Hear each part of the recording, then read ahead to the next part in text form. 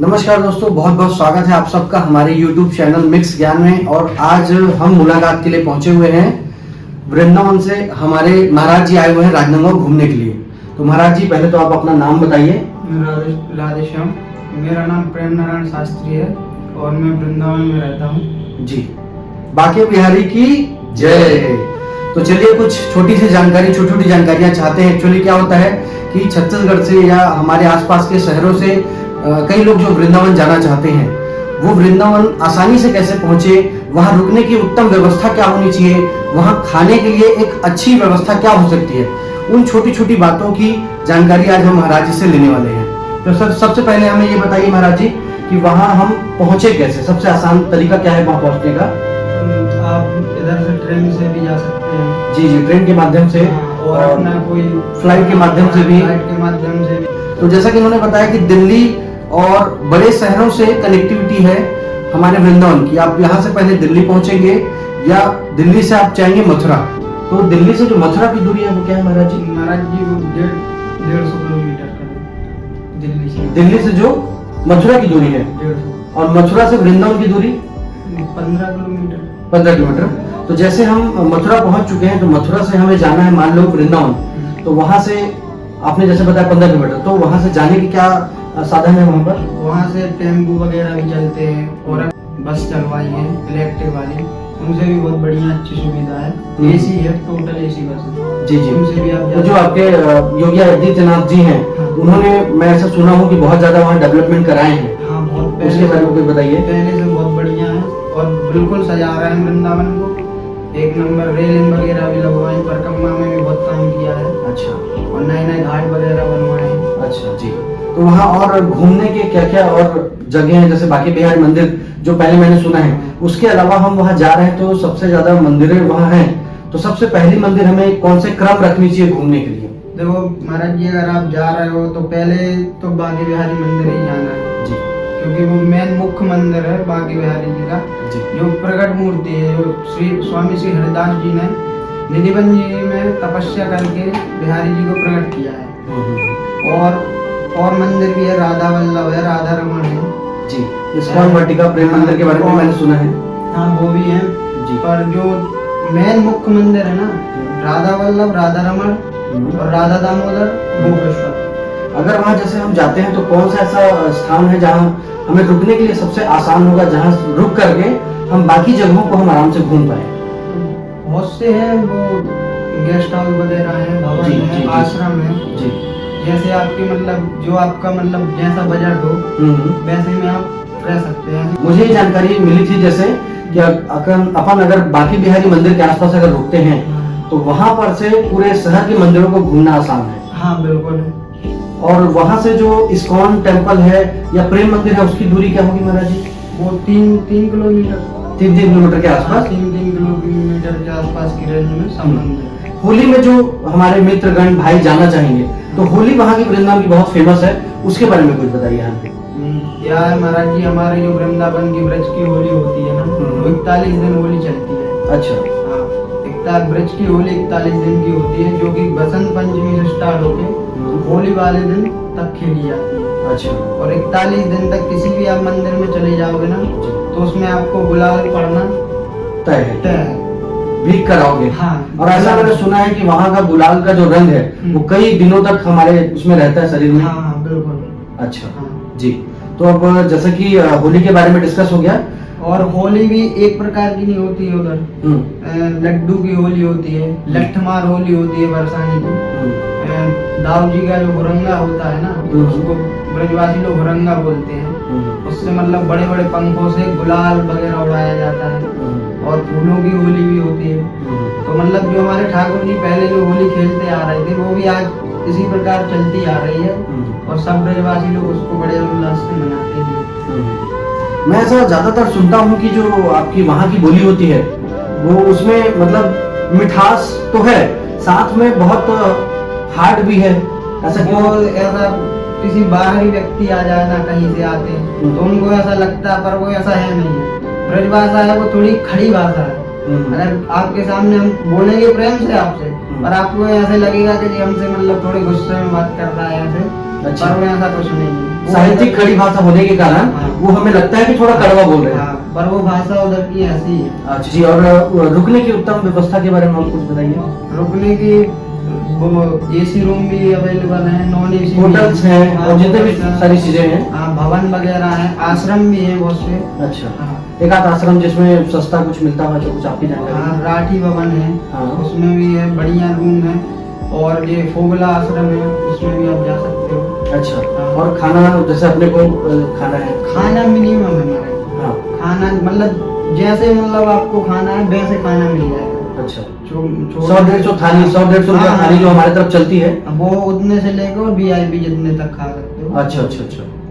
और हमारे छत्तीसगढ़ के लोगों को या बाहर के जो लोग होते हैं उनमें ऐसी मानसिकता होती है कि वहां जाने से जो हम लूटपाट जैसी चीजें होती हैं या फिर यूपी में जो पहले चलती थी उनमें कितनी सुधारें आई हैं ये जानना चाह रहे हैं। नहीं, वो तो अब रहा ही नहीं है, क्योंकि जब से बाबा जी योगी जी का शासन आ गया ना, जब से तो कोई लूटपाट कुछ नहीं है।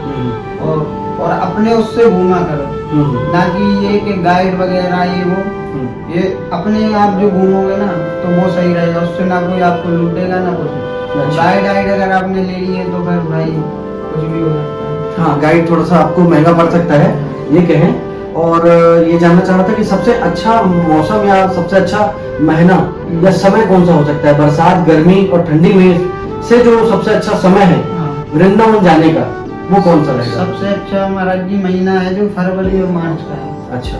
सबसे बेस्ट महीना, ना तो ज्यादा ठंडी होती है ना ज्यादा गर्मी होती है। अच्छा। मिनिमम मौसम बीच का रहता है। तो फरवरी और मार्च में जाना हाँ। वह बहुत अच्छा रहेगा, क्योंकि अभी प्रॉपर इतनी तगड़ी गर्मी पड़ रही है। हाँ। एसी में भी मतलब पूरा नहीं हो रहा है। अच्छा। एसी में ठंड में इतनी बहुत भयंकर पड़ती है ठंडी। अच्छा। हाँ।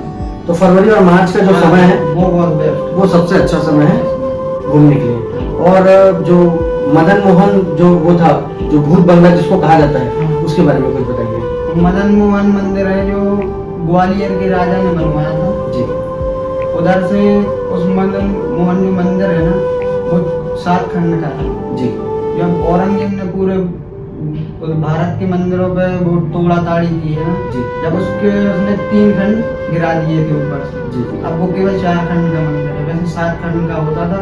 और उसके ऊपर 3 कलश रखे हुए थे, वो भी चुरा ले गया था। अच्छा। सोने के कलश थे 3। अच्छा। उसे भूत बंगला क्यों कहा जाता है सर? महाराज जी पता नहीं क्या है कि उसमें मतलब चमगादड़ वगैरह लटकते हैं। अच्छा। ऐसा भी कहा जाता है कि वो भूतों ने बनाया था, क्या है कुछ। अच्छा। तो अब जैसे अपन वहाँ जाएंगे तो ऊपर चमगादड़ उल्टे लटके हुए रहते हैं? हाँ, वो तो उधर रहते हैं।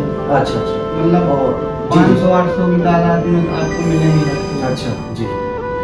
और मैं जानना चाहता था कि जो सोने के खंभा वाला कोई मंदिर है उसके बारे में कुछ बताइए। वो रंगनाथ टेम्पल है, साउथ इंडियन पद्धति से उधर सब होता है जी। हाँ, और बहुत बड़ा मंदिर है। हाँ। उधर भी सोने का थंब है बड़ा, और अच्छी सवारी वगैरह भी निकलती है। पूजा पाठ करके क्या रहता है वहाँ? उधर सब साउथ इंडियन पद्धति से होता है। अच्छा। बरसाने से जो वृंदावन है उसकी दूरी जानना चाहते हैं? वो बरसाने से वृंदावन की दूरी है वो 40 किलोमीटर है जी। और बरसाने में श्री राधा रानी जी का मंदिर है। हाँ। वो भी आपको ऊपर चढ़ के जाना पड़ेगा, 250 सीढ़ी है करीब। अच्छा अच्छा। 250 सीढ़ी है। अगर आप कार से जाते हो तो पीछे से कार का भी रास्ता है जो कि चढ़ाई करना पड़ता है। अच्छा। और गोवर्धन पहाड़ की जो दूरी रहेगी वो कैसे रहेगी? वो वृंदावन से 35 किलोमीटर है। अच्छा। गोवर्धन जी की दूरी। और 7 कोस की परिक्रमा है, 21 किलोमीटर। अच्छा अच्छा। गोकुल क्या है? गोकुल है ना, जहाँ आप लेटते हैं ना, आपने सुना होगा लौटते हैं रमण रेती में, वो गोकुल रमण रेती है। वो 84 खम्भे वाला मंदिर है ना, वो गोकुल में है। और जहाँ लौटा जाता है ना वो रमण रेती में। उधर आज भी हथनी आरती करती है। अच्छा। ठाकुर जी की आरती हथनी करती है। और जब से उसका हाथी मरा है ना, जब से उसने श्रृंगार नहीं किया। अच्छा। बिना श्रृंगार के आरती है। अच्छा। आप जाओगे आप खुद देखोगे कि हाँ आरती करती है। अच्छा। हथनी खुद आरती करती है? ठाकुर जी की आरती हथनी। अरे बाप, बढ़िया। मतलब कृष्ण जी ने खेले हैं, रज खाई है उधर की। हाँ। तो हमारे जो ब्रज की जो रज होती है ना, सब लोग आप मिट्टी बोलते हैं पर उधर रज बोलते हैं, जो कि बड़ी चमकीली और वैसी रेतीली टाइप में है रज। और मैंने एक मंदिर के बारे में सुना है जहाँ आज भी कृष्ण जी और राधा जी का प्रेम होता है, हाँ। और उसमें रात में जाना मना है। जिन्होंने देखा था वो शायद अब नहीं रहे, ऐसा कुछ। वो निधिवन टेम्पल है महाराज जी। जी। और निधिवन टेम्पल का एक वो है कि आप दिन में जाओगे तो हजारों लाखों की तादाद में मतलब जीव जंतु आपको मिलेंगे। बंदर है, पक्षी है और अन्य जीव जंतु। बाकी जब रात में मंदिर का वो विश्राम होता है, बंद होता है, उसके बाद तुम्हें ना तो एक कोई पक्षी मिलेगा ना बंदर मिलेंगे। और अगल बगल के जितने भी जो मकान है, घर है, सबकी खिड़की दरवाजे सब बंद होते हैं। और उधर श्रृंगार रखा जाता है ठाकुर जी का, राधा रानी का रखा जाता है। और सुबह को श्रृंगार सब किया हुआ मिलता है। अच्छा। और आज भी ठाकुर जी आते, क्या यूट्यूबर गए उधर पता लगाने, कुछ लगाने, पर उनके साथ कुछ ना कुछ आश्चर्यजनक कुछ हो जाता था, छोड़ छाड़ के भगाते थे। अच्छा। कुछ लोग गए, कुछ लोग देख नहीं पाए, कुछ बोल नहीं पाए। हाँ, ऐसा हुआ। जो आप- आज तक उसका रहस्य कोई देख नहीं पाया। अच्छा। और उधर के जो पेड़ है, जो लताएं हैं उनकी, वो तुम्हें पूरी दुनिया में कहीं देखने नहीं मिलेगी। अच्छा। हाँ, वो सब कहा जाता है कि वो सब गोपियां हैं। वो सब ऐसे मतलब एक दूसरे से रास कर रहे हैं, जुड़े हुए हैं सब एक दूसरे से।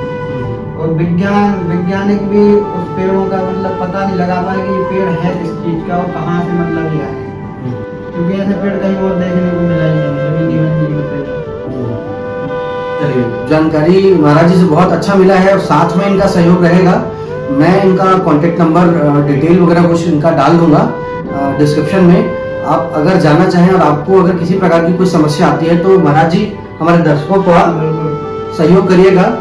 कौन सा ज़्यादा बेहतर वहाँ रुकने की उत्तम व्यवस्था होगी, मैं एक बार और डिस्क्रिप्शन में लिख दूंगा इनसे पूछ करके। बाकी जितनी जानकारियाँ आपने दी महाराज जी उसके लिए बहुत बहुत धन्यवाद। राजनांदगांव आप घूमने आए थे, हमारा शहर संस्कार धनी के नाम से जाना जाता है, आपको कैसा लगा? अंतिम क्वेश्चन में जानना चाह रहा हूँ। बढ़िया शहर है, अच्छा शहर है, हरा भरा शहर है जी। हाँ, इधर के लोग भी बड़े अच्छे हैं, लोगों का व्यवहार? हाँ बहुत बढ़िया है, प्रेम से बोलते हैं। जी जी जी। जाते जाते हम सुनना चाहेंगे इनसे ब्रज भाषा में। आपने तो छत्तीसगढ़ के लिए वो लाइन सुनी होगी, तो एक बार हमारे दर्शकों की आप बोलिए।